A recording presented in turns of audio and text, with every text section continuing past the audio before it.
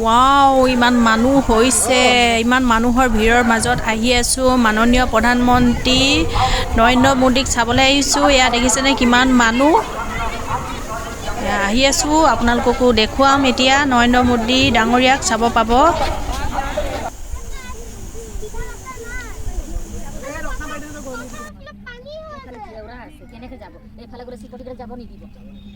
পুৰা চিকটি ৰখি আছে আমি মূৰ্তি চাবলৈ আহিছো এয়া হেলিকপ্টাৰ ৰৈ আছে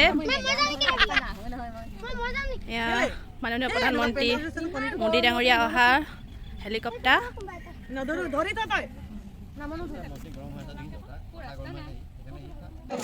হাই গাইজ পুনৰবাৰ স্বাগতম জনাইছোঁ মোৰ অন্য এটা ভিডিঅ'লৈ সেয়া আহিছোঁ মাননীয় প্ৰধানমন্ত্ৰী মোদী ডাঙৰীয়া আহিছে ডিব্ৰুগড়লৈ ককটুকৰ হস্পিটেলৰ উদ্বোধন কৰিবৰ কাৰণে তাকে আমিও আহিছোঁ ইয়ালৈ আপোনালোককো দেখুৱাম চাই যাব ভিডিঅ'টো শেষলৈকে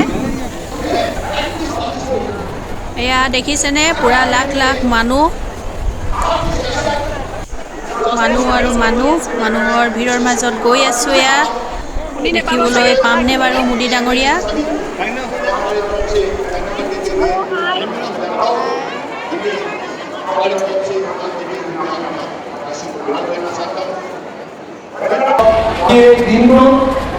ভাৰতৰ সন্মানীয় প্ৰধানমন্ত্ৰী নৰেন্দ্ৰ মোদী ডাঙৰীয়াই ইতিমধ্যে ডিব্ৰুগড়ৰ কেঞ্চাৰ চেণ্টাৰ আনুষ্ঠানিকভাৱে উদ্বোধন কৰিছে আৰু খন্তেক সময় পিছতে বৰপেটা তেজপুৰ লখিমপুৰ কোকৰাঝাৰ যোৰহাট আৰু মঙলদৈ কৰ্কট চিকিৎসালয় তেখেতে আনুষ্ঠানিকভাৱে উদ্বোধন কৰি গাঁৱৰ কৰ্কট চিকিৎসালয়লৈ আধাৰশিলা স্থাপন কৰিব আপোনালোকৰ লগতে এই আটাইবোৰ স্থানতে গোট খাই থকা कल्याण का बेमिसाल परिचय देते हुए टाटा ट्रस्ट ने 1153 करोड़ रुपया का योगदान दिया इसी तरह भारत सरकार ने भी हमारा स्टेट कैंसर इंस्टीट्यूट को स्थापित करने के लिए अनुदान आगे बढ़ाया और सीएसआर का तहत भी है और वो आगे बढ़ने के लिए आप हमको आशीर्वाद देते रहिए प्रधानमंत्री जी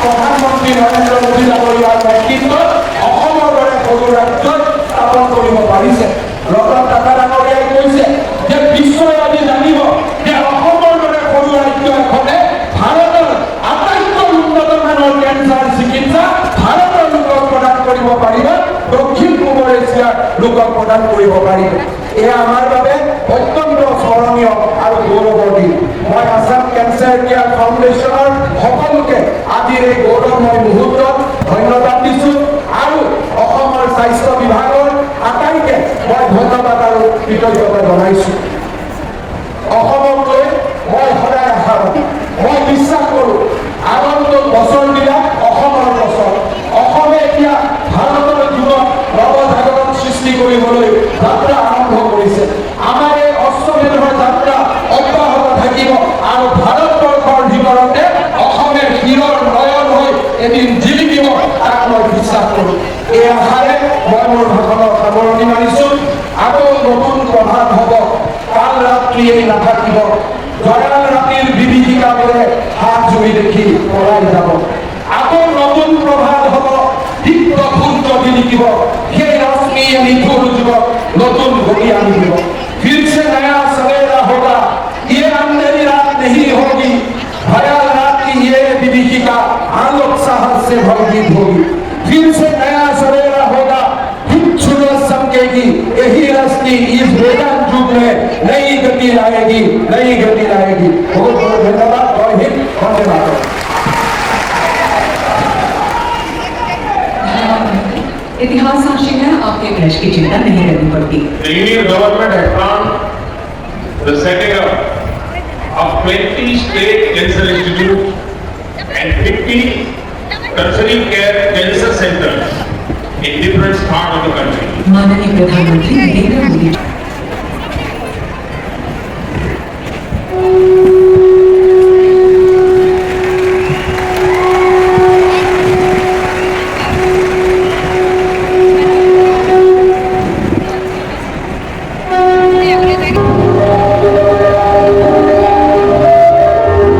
अब मेहमान प्रधानमंत्री श्री नरेंद्र मोदी जी से बिना अनुरोध करेंगे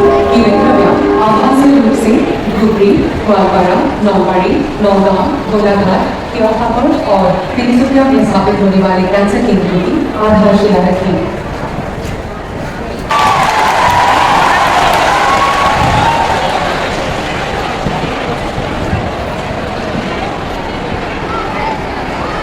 मोदी जी, असम के लोकप्रिय और ऊर्जावान मुख्यमंत्री श्री हेमंत बिस्वा शर्मा जी, केंद्रीय मंत्रिमंडल में मेरे वरिष्ठ सहयोगी श्री सर्बानंद सोनोवाल जी, श्री रामेश्वर तेली जी,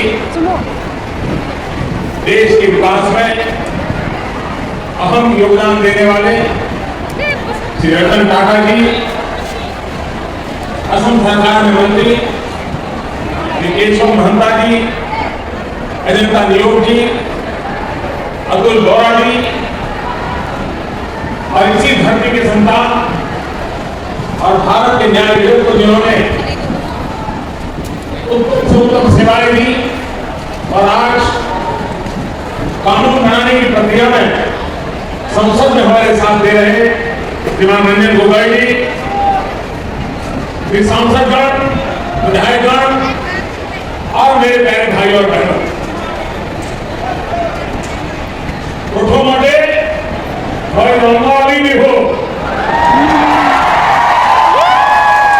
आलो अशोकिया बोलो रखो, उत्साह बनाए, उत्साह और उमंग के इस मौसम में असम के विकास की धारा को और गति देने का आज ये जो भव्य समारोह है उसमें मुझे भी आपके उस उमंग के साथ जुड़ने का अवसर मिला। आज इस ऐतिहासिक नगर से मैं असमिया गौरव, असम के विकास में अपना योगदान देने वाली यहाँ की सभी महान संतानों का स्मरण करता हूं और आदरपूर्वक उन सबको नमन करता हूं। साथियों, भारत रत्न भूपेन हजारिका जी का गीत है, बोहाग माठो एकी ऋतु न होए बोहाग एकी माँ, असमिया जाति भी आयुष रेखा दोनों जीवनों की था। असम की जीवन रेखा को अमीर और प्रखर बनाने के लिए हम दिन रात आपकी सेवा करने का प्रयास करते रहे। इसी संकल्प के साथ बार बार आपके बीच आने का मन करता है। विकास के लिए एकजुट होकर उत्साह से भरा हुआ है और मैंने थोड़ी देर पहले काफी अंदरों में देखा और मैं अनुभव कर रहा क्या उमंग, क्या उत्साह, क्या सपने, क्या संकल्प है। साथियों, थोड़ी देर पहले मैंने डिब्रूगढ़ में नए बने कैंसर अस्पताल और वहां बनी सुविधाओं को भी देखा। आज यहाँ असम के 7 नए कैंसर अस्पतालों का उद्घाटन किया है। एक जमाना था 7 अस्पताल खुल रहे हैं और मुझे बताया गया कि 3 और कैंसर अस्पताल आने वाले कुछ महीनों में तैयार हो जाएंगे आपकी सेवा में। इनके अलावा आज राज्य के 7 नए आधुनिक अस्पतालों का निर्माण कार्य भी प्रारंभ हो रहा है। इन अस्पतालों से असम के अनेक जिलों में अब कैंसर के इलाज की सुविधा और बढ़ेगी। अस्पताल आवश्यक तो है और सरकार बना भी रही है, लेकिन मैं जरा कुछ उल्टी ही शुभकामना देना था।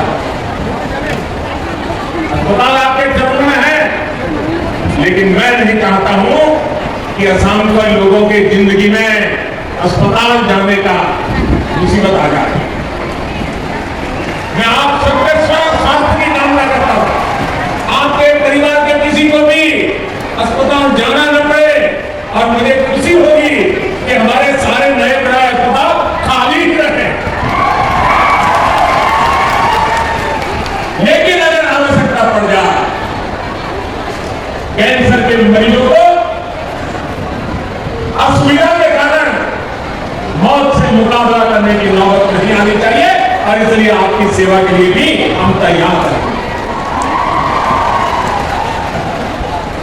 भाइयों और बहनों, असल में कैंसर के इलाज के लिए इतनी विस्तृत, इतनी व्यापक व्यवस्था इसलिए अहम है क्योंकि यहां बहुत बड़ी संख्या में कैंसर डिटेक्ट होता रहा। असम ही नहीं, नॉर्थ ईस्ट में कैंसर एक बहुत बड़ी समस्या बन रहा। इससे सबसे अधिक प्रभावी हमारे गरीब परिवार होते हैं, गरीब भाई बहन होते हैं, हमारे मध्यम वर्ग के परिवार। कैंसर के इलाज के लिए कुछ साल पहले तक यहां के मरीजों को बड़े बड़े शहरों में जाना पड़ा, और इसके कारण एक बहुत बड़ा आर्थिक बोझ गरीब और मिडिल क्लास परिवारों पर पड़ रहा है। गरीब और मिडिल क्लास की परेशानी को दूर करने के लिए बीते 5-6 सालों से जो कदम हम उठाए हैं, उसके लिए मैं पूर्व मुख्यमंत्री सर्बानंद सोनोवाल जी और वर्तमान मुख्यमंत्री हेमंत आजी और टाटा ट्रस्ट को बहुत बहुत साधुवाद देता हूं, बहुत बहुत बधाई देता हूं। असम कैंसर केयर फाउंडेशन के रूप में कैंसर के सस्ते और प्रभावी इलाज का इतना बड़ा नेटवर्क अब यहां तैयार है। ये मानवता की बहुत बड़ी सेवा है। साथियों, असम सभी पूरे नॉर्थ ईस्ट में कैंसर की इस बहुत बड़ी चुनौती से निपटने के लिए केंद्र सरकार भी निरंतर कोशिश कर रही है। राजधानी गुवाहाटी में भी कैंसर ट्रीटमेंट से जुड़े इंफ्रास्ट्रक्चर को समर्पित किया जा रहा है। इस साल के बजट में नॉर्थ ईस्ट के विकास के लिए 1500 करोड़ रुपए की विशेष योजना पीएम डिवाइन में भी कैंसर के इलाज पर फोकस किया है। इसके तहत कैंसर के इलाज के लिए एक डेडिकेटेड फैसिलिटी गुवाहाटी में तैयार होगी। भाइयों और बहनों, कैंसर जैसी गंभीर बीमारियां एक परिवार के रूप में कितने डॉक्टर मिले हमारी सरकार के प्रयासों से, अब उससे भी ज्यादा डॉक्टर अगले 10 वर्ष में मिलने जा रहे हैं। साथियों, सरकार की कोशिश है कि इलाज के लंबी लंबी लाइनों से मुक्ति हो, इलाज के नाम पर होने वाली दिक्कतों से मुक्ति मिले। इसके लिए कोशिश ये है कि केंद्र सरकार की योजनाओं का लाभ पूरे देश के नागरिकों को देश में कहीं भी मिल सके, इसके लिए कोई बंदिश नहीं होनी चाहिए। यही वन नेशन वन हेल्थ की भावना है। इसीलिए 100 साल की सबसे बड़ी महामारी में भी देश को संबंधी चुनौती से निपटने की ताकत है। साथियों, केंद्र सरकार की योजनाएं देश में कैंसर के इलाज को सुलभ और सस्ता बना रही है। एक और महत्वपूर्ण काम हमारी सरकार ने निर्णय किया, गरीब का बेटा बेटी भी डॉक्टर क्यों न बन सके। गांव में रहने वाला बच्चा भी जिसको जिंदगी में अंग्रेजी में पढ़ाई का मौका नहीं मिला, वो डॉक्टर क्यों न बन सके। और इसलिए भारत सरकार उस दिशा में आगे बढ़ रही है कि जो अपनी मातृभाषा में, स्थानीय भाषा में मेडिकल एजुकेशन करना चाहते हैं, उनके लिए भी सरकार करे ताकि गरीब का बच्चा भी डॉक्टर बन सके। बीते वर्षों में कैंसर के अनेक ऐसी जरूरी दवाएं जिनकी कीमतें लगभग आधी हो गई। इससे हर साल कैंसर मरीजों के लगभग 1000 करोड़ रुपए बच रहे हैं। प्रधानमंत्री जन औषधि केंद्रों के माध्यम से 900 से ज्यादा दवाएं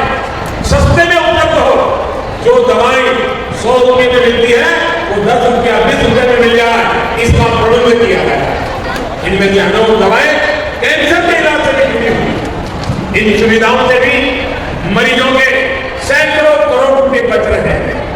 किसी परिवार में बुजुर्ग माँ बाप हो, डायबिटीज जैसी बीमारी हो, तो मध्यम वर्ग में मध्यम परिवार का महीने का 1000, 1500, 2000 रुपया दवाई का खर्चा होता है। जन औषधि केंद्र में वो खर्चा 80, 90, 100 रुपये में पूरा हो जाता है। ये चिंता हमने की। यही नहीं, आयुष्मान भारत योजना के तहत लाभ पाने नहीं कर पाते थे गरीब माँ बाप, अगर इलाज के भाव में भरे हम किस काम। विशेष रूप से हमारी माता है, बहन है, वो तो इलाज ही नहीं करवाती। वो देखती थी कि इलाज के लिए कर्ज लेना पड़ता है, घर और जमीन बेचनी पड़ती है। हमारी माताओं, बहनों, बेटियों को इस चिंता से भी मुक्ति करने का भी काम हमारी सरकार ने किया। आइए बहनों, आयुष्मान भारत योजना से सिर्फ मुफ्त इलाज नहीं मिल रहा है, बल्कि कैंसर जैसी गंभीर बीमारियों को शुरुआत में ही डिटेक्ट करने में भी मदद मिल रही है। असम सहित पूरे देश में जो हेल्थ एंड वेलनेस सेंटर खुल रहे हैं, उनमें 15 करोड़ से अधिक साथियों की कैंसर से जुड़ी जांच हो चुकी है। कैंसर की स्थिति में तो ये बहुत जरूरी है कि जल्द से जल्द बीमारी का पता चले, इससे बीमारी को गंभीर बनने से रोका जाए। साथियों, देश में मेडिकल इंफ्रास्ट्रक्चर को मजबूत करने का जो अभियान चल रहा है, उसका लाभ भी असम को मिल रहा है। हेमंता जी और उनकी कल्याण के कार्य को हमने बहुत व्यापक कर दिया। पहले सर कुछ सब्सिडी पर ही कल्याण में जोड़कर देखा था, इंफ्रास्ट्रक्चर के कनेक्टिविटी के प्रोजेक्ट को वेलफेयर में जोड़कर नहीं देखा जाता, जबकि बेहतर कनेक्टिविटी के अभाव में जन सुविधाओं की डिलीवरी बहुत मुश्किल होगी। पिछली सदी की उस असाधारण अवधारणा को पीछे छोड़कर अब देश आगे बढ़ रहा है। आज आप देखते हैं कि असम के दूर सुदूर क्षेत्रों में सड़कें बन रही है, ब्रह्मपुत्र पर पुल बन रहे हैं, रेल नेटवर्क सशक्त हो रहा है। इन सबसे बड़ी तादाद में एक साथ माताओं बहनों को बिहू में घूमते हुए देखा। इस आशीर्वाद के लिए विशेष करके आसाम की माताओं बहनों को प्रणाम करता हूं, उनका हृदय से बहुत बहुत धन्यवाद करता हूं। साथियों, एक बार फिर श्रीमान रतन टाटा जी खुद यहाँ पहुंचे। उनका नाता चाय से शुरू हुआ और चाह तक विस्तृत हुआ है, और आज आपके उत्तम स्वास्थ्य के लिए भी वो हमारे साथ शरीक हुए हैं। मैं उनका भी स्वागत करते हुए एक बार फिर आप सभी को ये अनेक सुविधाओं के लिए बहुत बहुत शुभकामनाएं देता हूँ। बहुत बहुत धन्यवाद। मेरे साथ पूरी ताकत से बोलिए भारत माता की, भारत माता की, भारत माता की। बहुत बहुत धन्यवाद।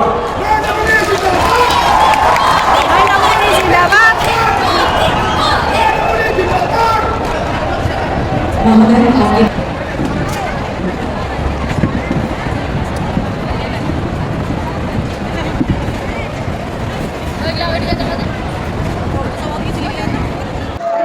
মিটিং কৰি মেলি এতিয়া যাবলৈ ওলাইছোঁ। চব খালী হৈছে